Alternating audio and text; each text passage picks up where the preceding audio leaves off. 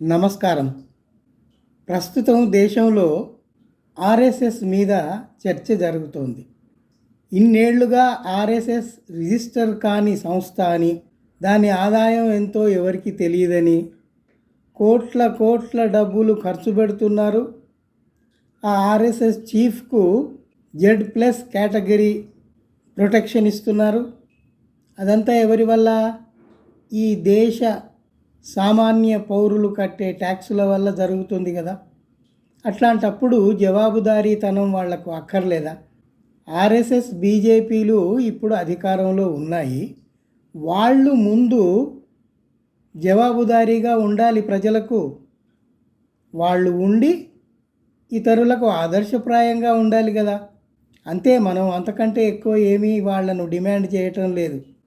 కర్ణాటక రాష్ట్ర హోంమంత్రి ప్రియాంక ఖర్గే ఆర్ఎస్ఎస్ను లెక్కలు చూపండి, మీరు రిజిస్టర్ చేయండి మీ సంస్థను అని అంటే, నువ్వు ఎలా బతుకుంటావో చూస్తామని ఆయనకు బెదిరింపులు ఇస్తారు. ఆయనకు ప్రాణహాని తలపెట్టడానికి కూడా వెనుకాడరు. వీళ్ళ చరిత్ర అంతే కదా. గాంధీనే పొట్టన పెట్టుకున్న ఘన చరిత్ర వీళ్ళది. ఇప్పుడు వీళ్ళు అత్యుత్సాహంగా చేస్తున్న పనులలో నాకు ఇంకొక ముఖ్యమైన విషయం దోచింది. ఏమిటి అంటే, వీళ్ళు రాజ్యాంగాన్ని పక్కకు నెట్టి మనుధర్మశాస్త్రాన్ని అమలు చేయాలని ఉవ్విళ్ళూరుతున్నారు. సరే, మీరు ఏదైనా అమలు చేయండి, అధికారం మీకు ఉంది కాబట్టి. ముందు మీరు ఆర్ఎస్ఎస్, బీజేపీ, విశ్వ హిందూ పరిషత్, దానికి సంబంధించిన అనుబంధ సంస్థల సభ్యులందరూ ఆ మనుధర్మశాస్త్రాన్ని పూర్తిగా అవలంబిస్తూ ఫాలో అవుతూ సామాన్య జనానికి ఆదర్శప్రాయులుగా ఉండాలి కదా. మీరు ఉండకుండా జనానికి నీతులు శుద్ధులు చెప్తే ఎట్లా? ఇప్పుడు వీళ్ళు మనుధర్మశాస్త్రాన్ని తెస్తామని అంటున్నారు కదా. మరి వీళ్ళకి అధికారం చేజిక్కినప్పుడే, అంటే ఒక 12 ఏళ్లకు ముందే ఒక బ్రాహ్మణుడినో క్షత్రియుడినో ప్రధానమంత్రిగా ఏర్పాటు చేసుకోవాల్సింది. మనుధర్మశాస్త్ర ప్రకారము శూద్రుడికి అధికారం లేదు. శివాజీకే ఎంత ఘోర పరాభవం జరిగింది మనకు తెలుసు. అట్లాంటప్పుడు మీరు మనుధర్మశాస్త్రం అన్నప్పుడు మరి అగ్రవర్ణంలో ఉన్న మీ ప్రకారమే, మీరు చెప్పేదాని ప్రకారమే బ్రాహ్మడు కానీ క్షత్రియుడు కానీ అక్కడ ప్రధానిగా ఉండాల్సింది. మరి ఒక శూద్రుణ్ణి, మోడీ బ్రాహ్మడు కాదు క్షత్రియుడు కాదు, ఒక శూద్రుణ్ణి ప్రధానిగా పెట్టి ఎందుకు ఆటలాడుతున్నారు? ముందు అది సరి చేసుకోవాల్సింది కదా.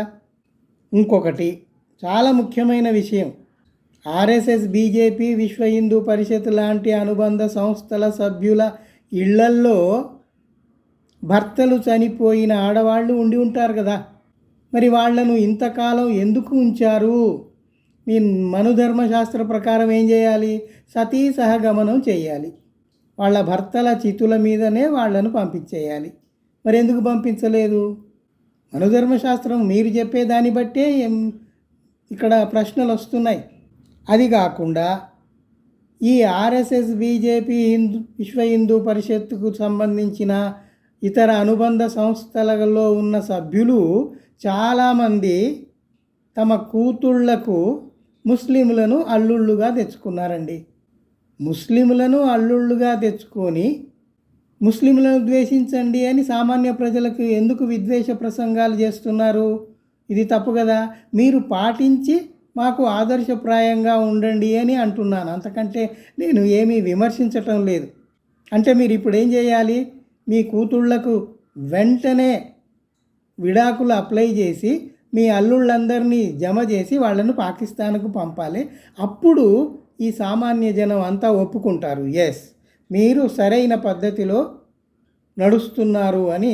సామాన్య ప్రజలందరూ మిమ్మల్ని ఆదర్శప్రాయులుగా తీసుకుంటారు. ఇంకొక విషయం చూడండి, మన విదేశాంగ శాఖ మంత్రి జయశంకర్ అని ఉన్నాడు. ఆయన ఈ దేశపు మహిళను పెళ్లి చేసుకోకుండా ఒక జపాన్ మహిళను ఎందుకు పెళ్లి చేసుకున్నాడు? వర్ణసంకరం కదా, పెద్ద అపచారం కదా. మరి అట్లాంటి పనులు వాళ్ళు చేయొచ్చా? అంటే అధికారంలో ఉన్న వాళ్ళు వాళ్ళ ఇష్టం ఉన్నట్టు వాళ్ళు చేయొచ్చు.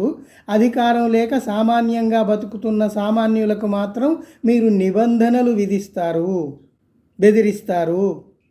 ఇది ఎక్కడి న్యాయం? ముందు మీరు ఆచరించండి, దానివల్ల సామాన్య ప్రజలు నేర్చుకుంటారు. ఇంకొక విషయం చూడండి, మీ బీజేపీ, ఆర్ఎస్ఎస్, విశ్వ హిందూ పరిషత్ లాంటి అనుబంధ సంస్థలలో ఉన్న సభ్యులు వాళ్ళ పిల్లల్ని ఎక్కడ చదివించాలి? సరస్వతి శిశు మందిర్లలో చదివించాలి, అంతే. ఆ మతపరమైన చదువులు ఏవైతే ఉన్నాయో, ఆ పురాణాలు, భాగవతం, భారతం, భగవద్గీత, అవి మాత్రమే చదివించాలి. మీ పిల్లల్ని మీరు విదేశాలకు పంపి విదేశాల విశ్వవిద్యాలయాల్లో, స్కూళ్ళల్లో వాళ్ళను చదివిస్తున్నారు. ఇది అన్యాయం కదా. మీరు ఆచరించి చూపండి అని మేము అంటున్నాం. మీరు ఆచరిస్తే చూద్దామని ఈ దేశ ప్రజలు ఎదురు చూస్తున్నారు. ఇప్పుడు ఈ దేశ ప్రజలలో సామాన్యులు మాత్రం వాళ్లకు చదువులొద్దు, చదువుకున్న ఉద్యోగాలొద్దు, అవకాశాలొద్దు.